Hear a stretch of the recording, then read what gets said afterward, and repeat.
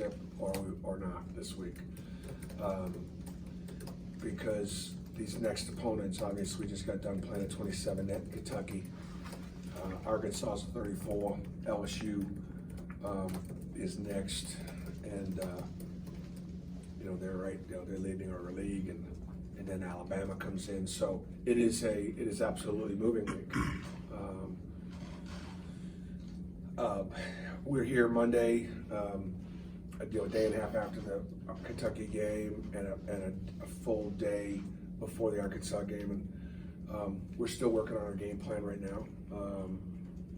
Don't have Arkansas completely figured out. They're a very unique team. They have 3 of the top 10 scorers in our league, and Mason Jones is the leading scorer overall. He goes to the foul line 7.5 times per 40 minutes. Does a great job of drawing fouls. Isaiah Joe is a great shooter, and the kid Witt is an incredible mid-range jump shooter. They're very undersized. They are last in the league in rebounding, but they fly around and swarm the ball. You got to figure out a way to take advantage of mismatches, and it's probably an area offensively that I don't think we do a very good job of recognizing mismatches, either on the perimeter, on the inside. We're going to work on it today.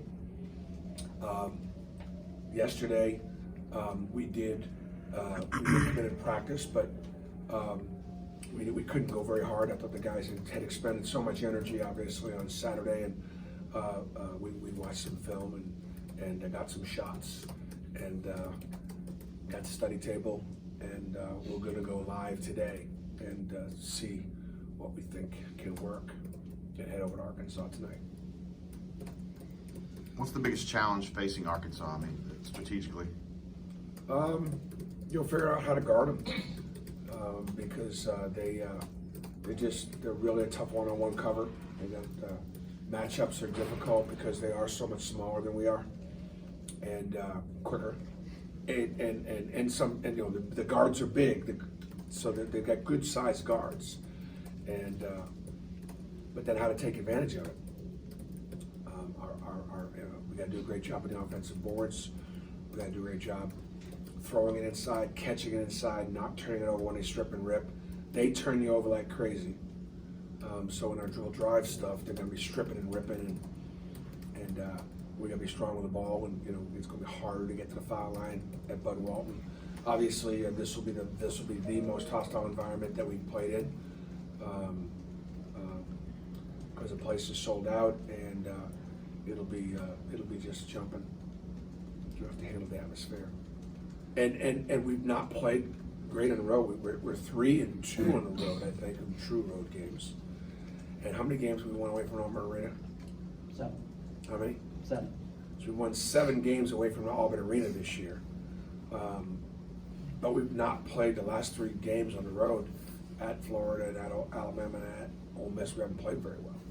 So we're absolutely going to have our best game, not turn over, and figure out how to guard them. 3-point shooting on the road. I think you've started around 1 of 46 in your 4 road games. You've won 2 of those somehow. We're 1 of 46. Close to that. My math's not good, so I don't want to say that's 100%. But is there any way to overcome that, or is there any way to get better than that? I think we have overcome a lot of statistics so far this year. I mean, I look at our league stats, and our league stats look like a team that's somewhere in the middle of the league, or even somewhere in the lower half of the league. So statistically, we don't make any sense. We just make up for it, I think, with some effort and energy, and some kids being working together and working hard. We've done a great job. Have you seen improvement as far as understanding which defense they're throwing at you and kind of adjusting in the fly up there at point guard?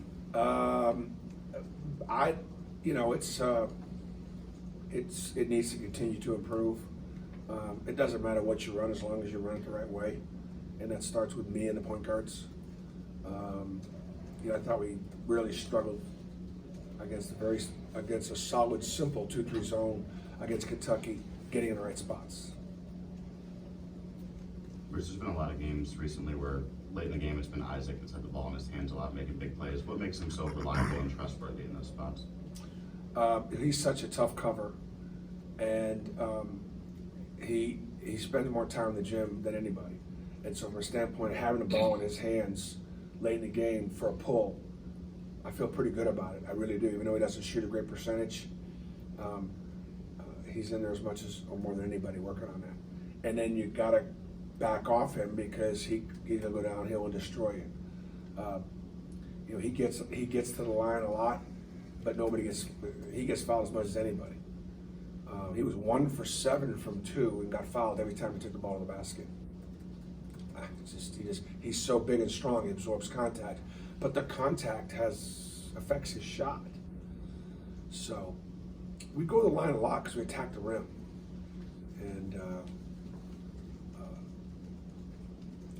I just don't think that Isaac's not afraid to fail, and he struggled at the foul line late, and that's sort of probably an area that he's over the course of his high school career. There have been a missed free throw or two that probably sticks with him, and so that's just a mental thing, overcoming that. But hardest part is getting him there. You said after the game, team's gone from good to very good, but you need to build on it. With the importance of this week and you calling it moving week, just what do you feel that you guys really need to build on over this next stretch? Well, I mean, look, it's hard for me to not be able to answer the question, are you very good yet, when you're 19-2 and you just beat Kentucky. But we don't shoot it very good. We don't shoot it from 3 very good. We don't shoot it from the free throw line very good. We're struggling to finish around a basket. I think we're rebounding it pretty good. I mean, so we got to shoot it better. We got to execute better offensively. We got to handle the ball better. We got to run our stuff better to continue to get to the point where we can keep playing very good. Could you talk about Coach Musselman, a little different style of coach and what he brings to Arkansas? Well, he's done a great job. I mean, Eric was an NBA coach, coached the Warriors, coached the Kings. They do a really nice job. He's got him playing with confidence. He's got some terrific perimeter players that again makes it really hard to match up. They'll have four guards out there. They don't have a true center, teams like South Carolina with Kotsar, or like Mississippi State with Perry. And then even, then for us, can Austin Wiley score down in there at a clip that can be impactful?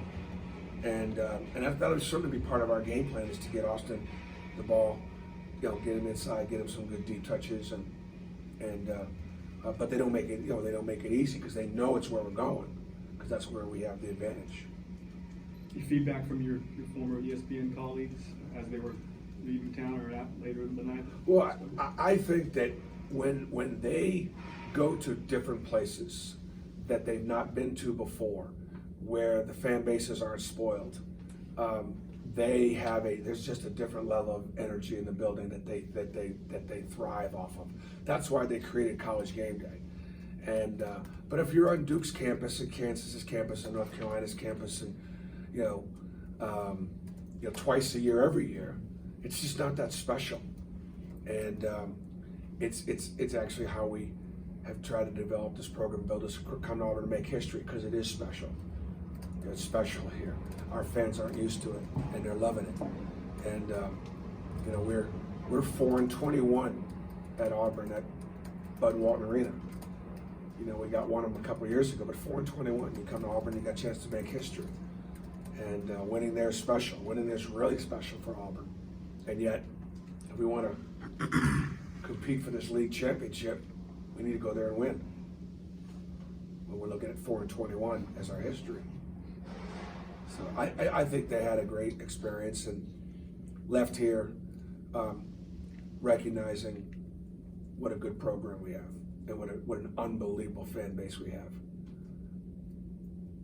And of course, every time somebody comes to Auburn, no matter how many times they've never been here, they can't believe how pretty it is, and they can't believe how nice people are, and you know how good the restaurants are. You know, just we got a pretty good thing here. Very good.